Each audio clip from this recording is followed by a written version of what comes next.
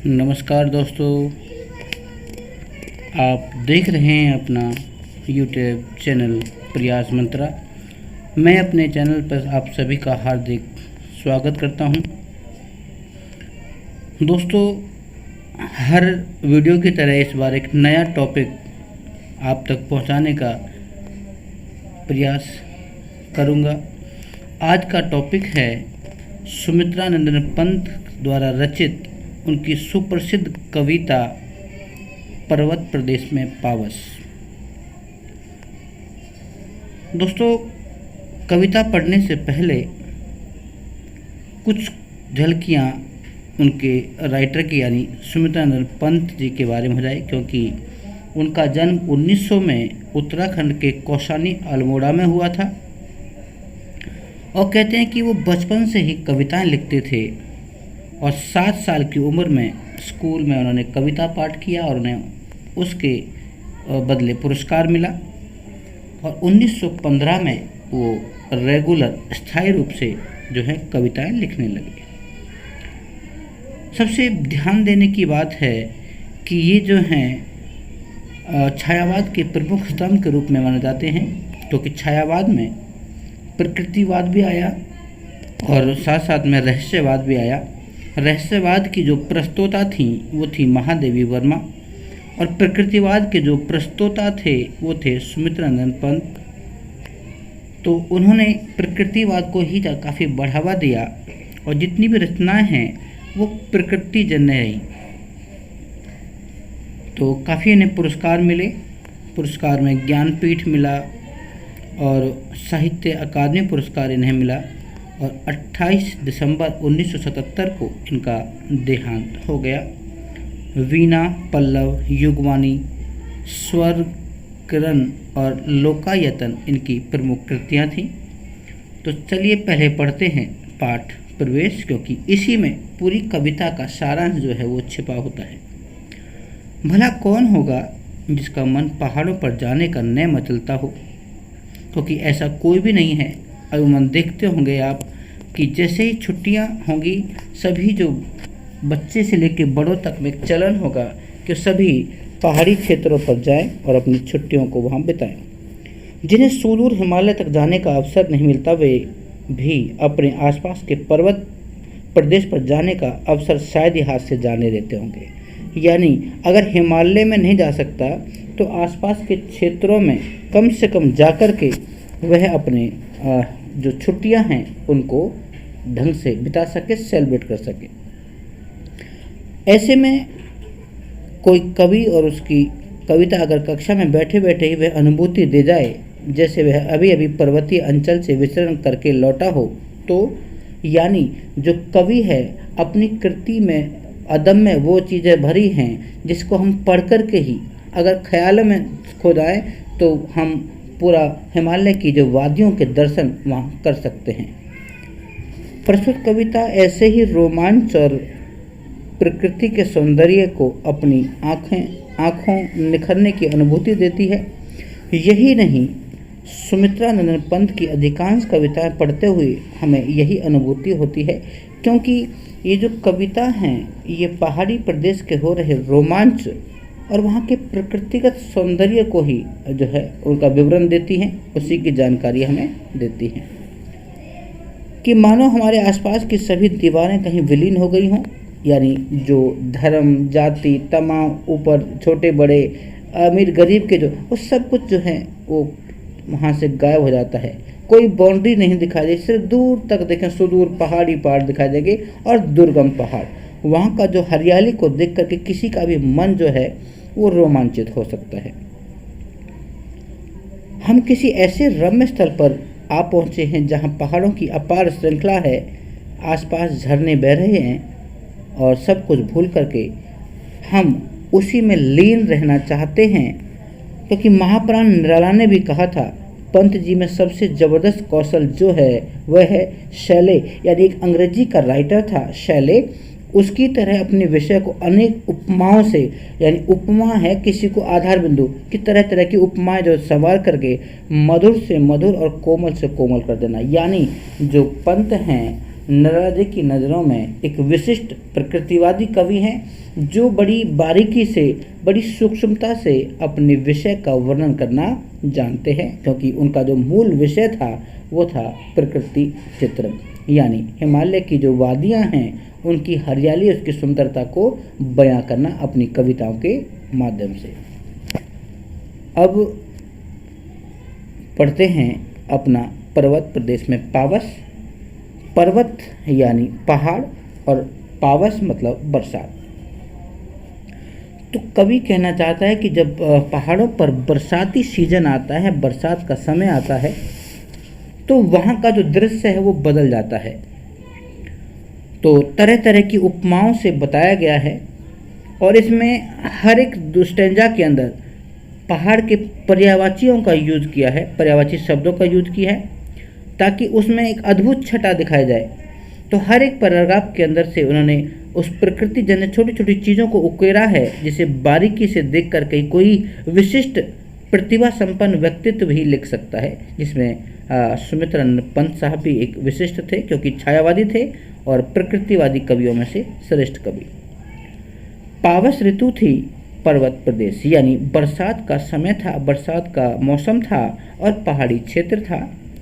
पल पल परिवर्तित प्रकृति वेश, तो कह रहे हैं कि उस बरसाती मौसम में वहाँ का जो मौसम है, वहाँ का क्षेत्र का जो परिवेश है वो हर समय हर पल बदलता रहता है, जो है वो अपना रूप बदलता रहता है, चेंज करता रहता है। आगे कहता है मेखल आकार पर्वत अपार, कहता है कि जो पहाड़ है वो बहुत व्यापक है, बहुत बड़ा है, अपार यानी जिसके पार न पाया जा सके, और मेखल आकार होता है पहाड़ का करघनी के समान ढलानदार होना।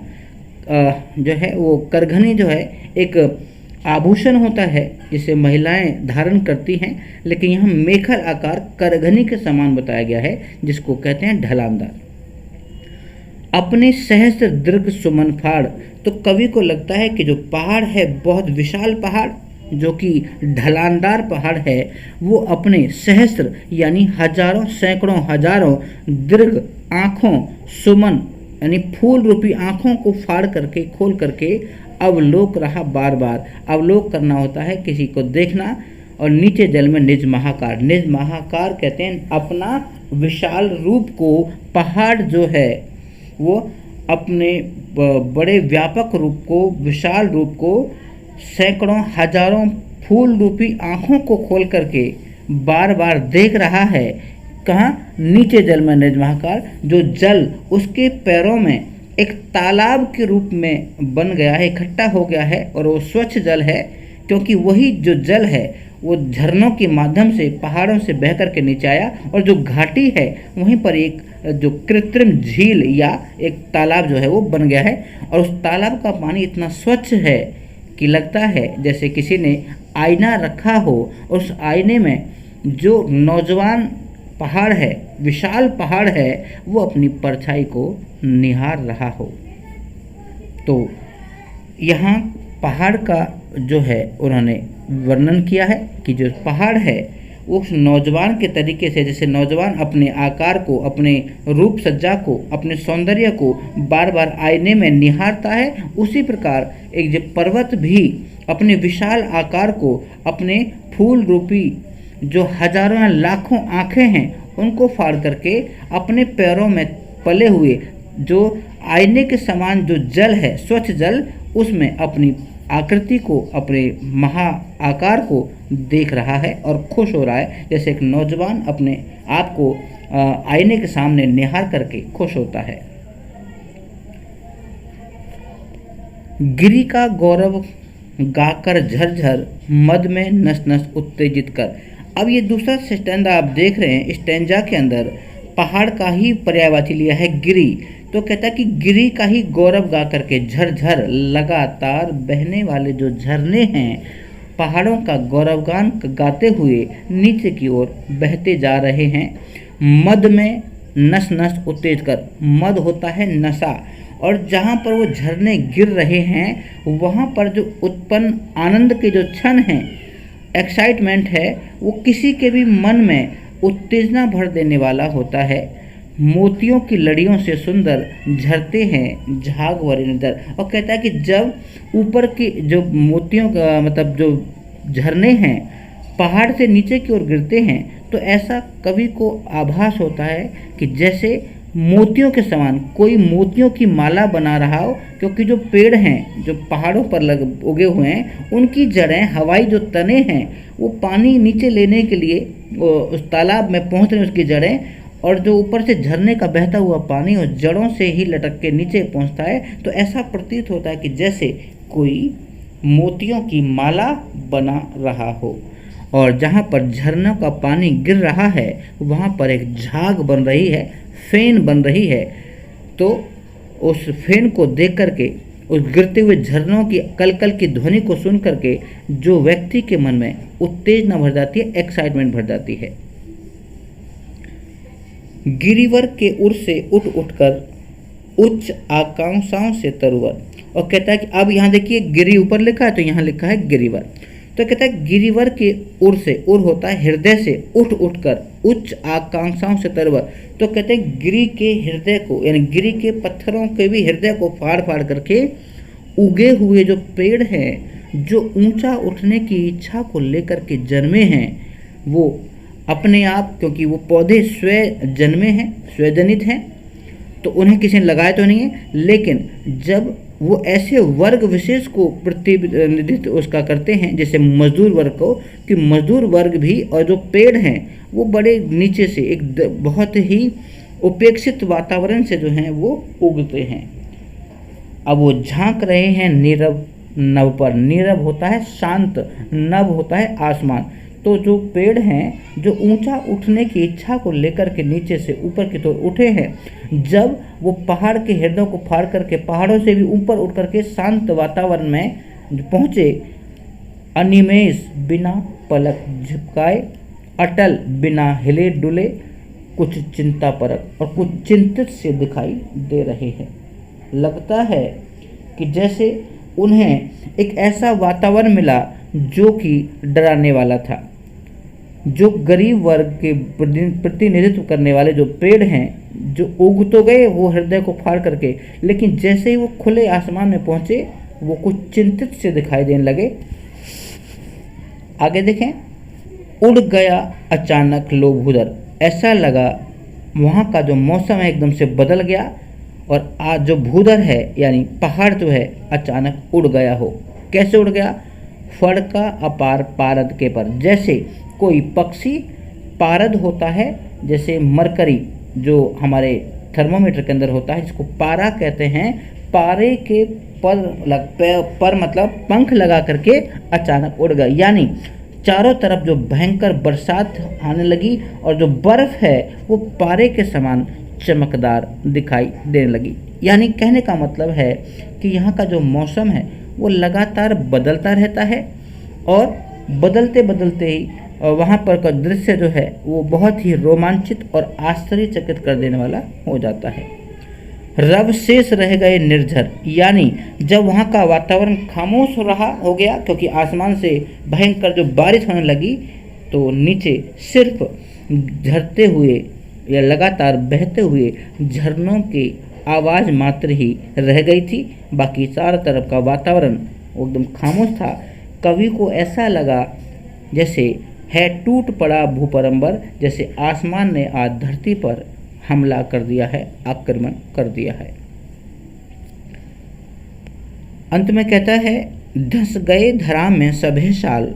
और कहता है कि जो साल के वृक्ष हैं, ऐसा प्रतीत होता है कि जैसे आसमान में भयंकर बरसात और बिजली चमकी, जो साल के वृक्ष हैं जो मजदूर वर्ग का प्रतिनिधित्व कर रहे थे वो डर गए हैं और धरती में धंस गए हैं।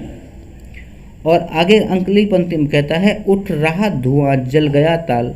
और अगली पंक्ति में कहने का मतलब है कि जैसे ही वो ठंडा बर्फ का ठंडा पानी उस तालाब में गिरा और मौसम सर्दियों का सा है, तो उस तालाब से धुआं निकलने लगा, यानी वाष्पीकरण होने लगा।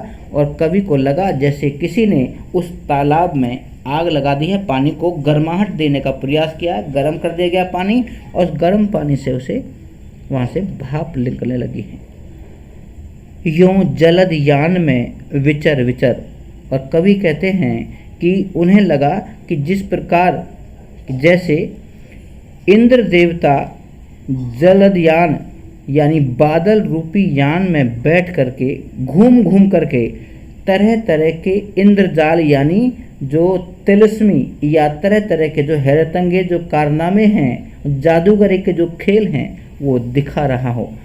कहने का अर्थ है कि वहाँ का जो मौसम है वो बदल जाता है और जो बादल हैं कभी भयंकर गर्माहट के साथ में, कभी भयंकर बारिश, कभी जो है तेज़ हवाएं और अचानक काले बदला और साथ साथ में बर्फ़ का गिरना भी वहाँ पे कभी भी शुरू हो जाता है। तो वहाँ का जो मौसम है वो रोमांचित कर देने वाला होता है और वहाँ के मौसम से ही जो देख कर के यहाँ के जो सैलानी हैं, यहाँ के जो लोग हैं वहाँ भ्रमण के लिए जाते हैं।